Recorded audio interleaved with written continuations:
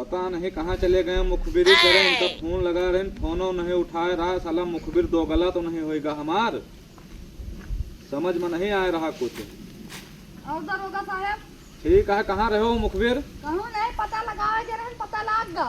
यार ट्रेन के जौन दो पहिया खुली है, हाँ कहाँ मिली है वो फेंकू दादा ले है ट्रेन के पहिया, हम देखा आज। पक्का पता है तुम्हें? पक्का 100%, चलो देख ले हो। और अगर गलत बात नहीं करा हाँ तो थाने में तुम्हें ले जाके पटक देबे और 100 लाठी मारत दिमाग हमारा खरियर हो बात जाए। गलत नहीं हो सकता कबो। तो ठीक है, चलो हमका उनके खिया लेके चलो चलो और अब छापा मारी थे। ठीक दरोगा साहब चलो। चलो।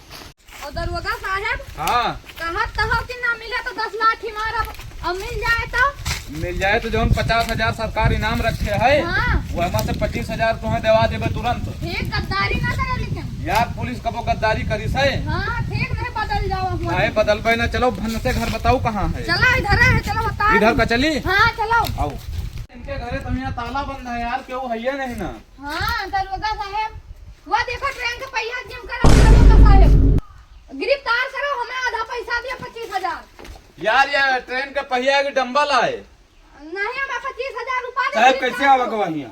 ये हमें बताएं, कहीं फेंकू दादा ट्रेन के पहिया चुराए के लाए हैं, वैसे जिम करता है। ये क्या है? ये मुखबिर है हमारा। यही तरह के सार मुखबिर अच्छे आदमी का बेइज्जत करती और तुम दरोगा आयो वहाँ सोच समझ के कदम रखे कर रहा है हमारे यहाँ। अरे वर्दी का लिहाज करी थे, नहीं जौन पटना दिन के भाई वो ठिकाने लग जाता है। नहीं दादा गलती से चले आवा है, या मुखबिर हमें गलत सलाह दी है। चले जाओ, नहीं जौन पैताड़ा मारो तो बहन घर की भी हो जाएगी। भागो निकलो यहाँ अरे तुम जाओ यार, हमारा नौकरी खा लिया हो कहा यहाँ से। चले आओ थी मुंह बना के